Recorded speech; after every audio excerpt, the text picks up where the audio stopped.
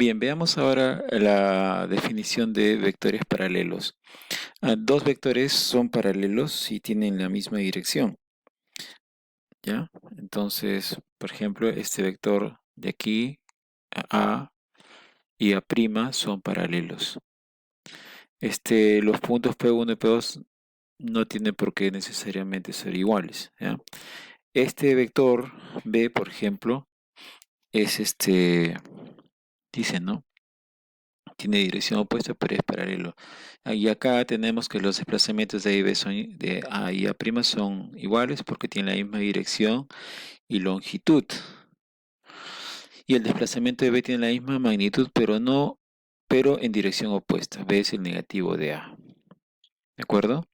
Entonces estos dos son paralelos, pero aún más aún, siendo paralelos, también son iguales, porque tienen la misma dirección y la misma magnitud. Esa es la única definición para tener dos vectores iguales. A continuación veamos las operaciones con vectores. Tenemos algunas de ellas, suma de vectores y producto de vectores. Pero hay dos productos muy importantes que son los que ustedes necesitan para el desarrollo de esta materia y de las materias de físicas, ¿no? Para el curso más adelante. Cuando uno quiere sumar vectores, bueno, pues tiene la ley de la fórmula para el paralelogramo, ¿verdad? Si uno lo ve como desplazamiento, entonces si yo me desplazo de un punto a otro punto y de este punto a otro lugar, entonces el desplazamiento total sería el vector señalado aquí por el color azul. No es la única forma de desplazarse o tener un desplazamiento total. Podríamos eventualmente tener un desplazamiento como el que se ve aquí en la parte B. Al final de cuentas, el vector B, estos dos vectores son iguales, ¿no? Me refiero a este de aquí y este son iguales, entonces la resultante sigue siendo igual. Bueno, la suma de vectores del mismo modo, ¿no? Podemos hacer el paralelogramo y generar el vector suma. ¿Cuál de las siguientes expresiones es incorrecta? Bueno, pues piensen un poquito y respondan a esta pregunta en el enlace que les va a salir a continuación.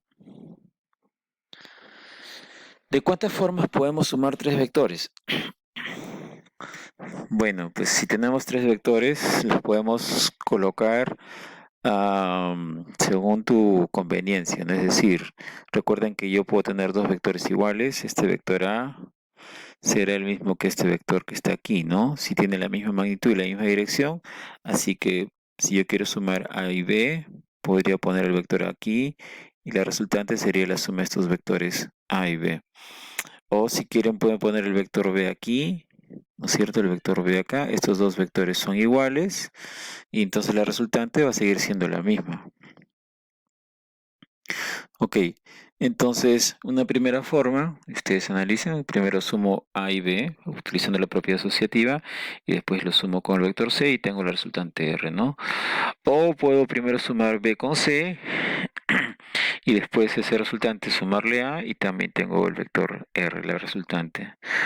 Eventualmente podría sumar A con B de otro modo, como lo había indicado hace un instante, y nuevamente sumar con C.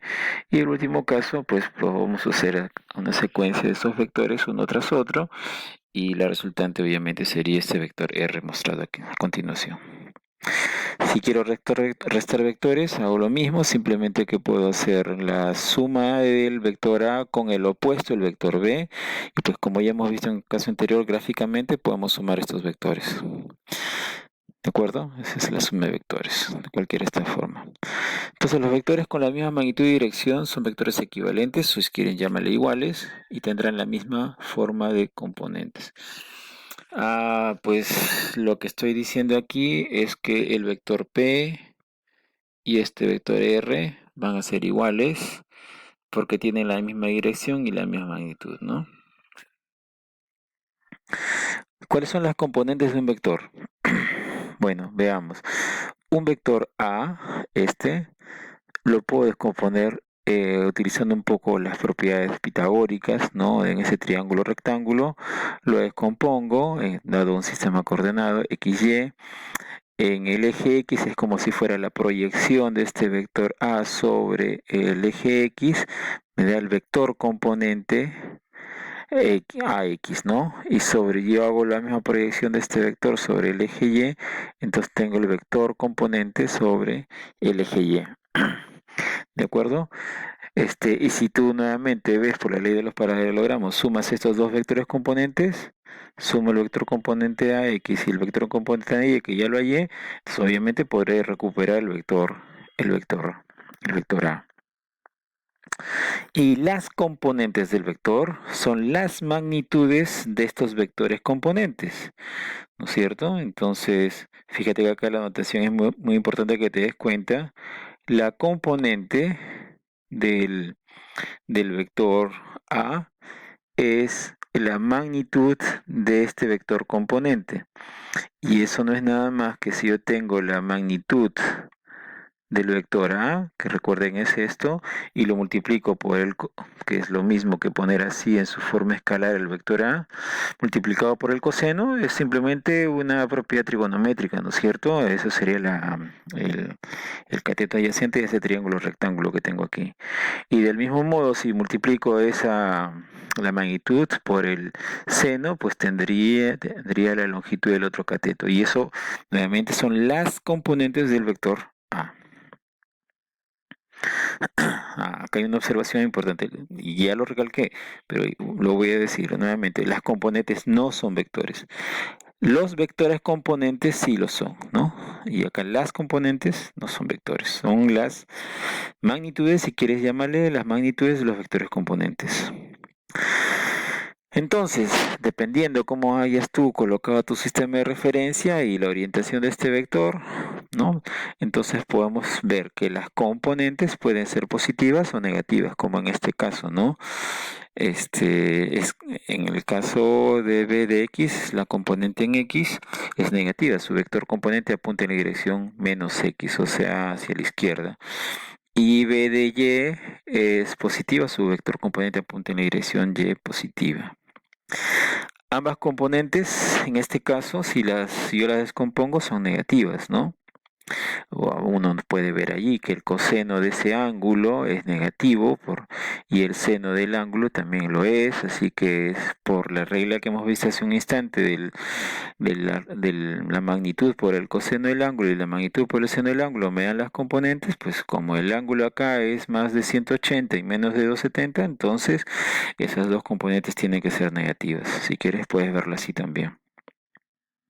Y ahí están, ¿no? Estos cuáles son los signos de las componentes de cada uno bueno, los signos de las componentes del vector, ¿no? La primera del vector AX, el vector de la componente AY.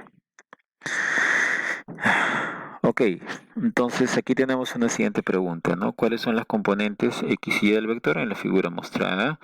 Si es que la magnitud, fíjate la notación nuevamente, acá no está con la flechita, en la parte superior, y el ángulo es de 45 grados, ¿no? Bueno, en el enlace que te va a aparecer pronto, responde estas preguntas, ¿de acuerdo? Ok, cálculo de vectores usando componentes.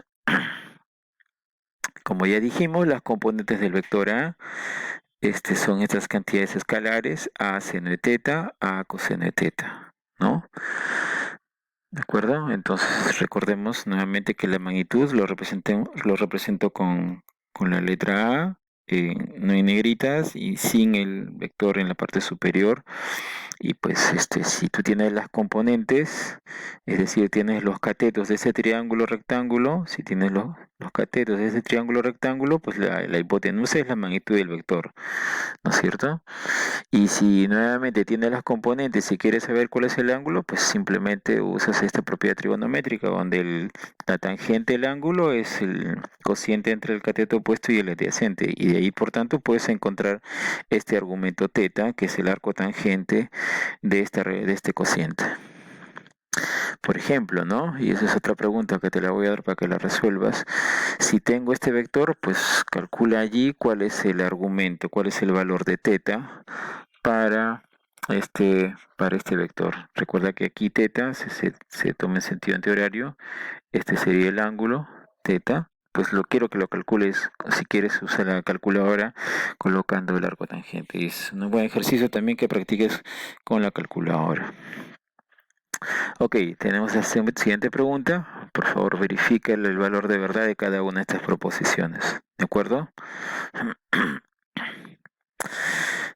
Muy bien, entonces, podemos ahora empezar a hablar de los vectores unitarios. Esto va a ser bastante breve, ¿no? Estos vectores unitarios son los vectores cuyas orientaciones van en sentido del eje X positivo y Y positivo, ¿no? Y sus magnitudes son unitarias, su mismo nombre lo dice. Entonces, ves aquí, ¿no? Los vectores unitarios apuntan en la dirección del eje XY respectivamente y tienen una magnitud igual a 1.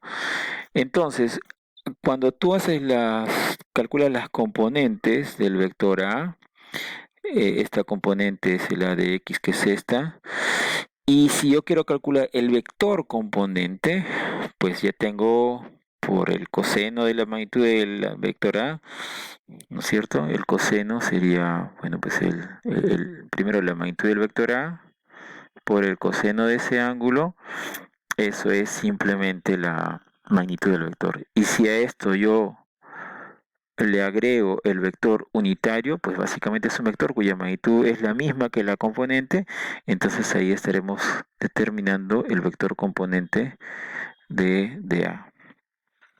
¿De acuerdo? Del mismo modo podemos hacer para el vector componente Y, ¿no?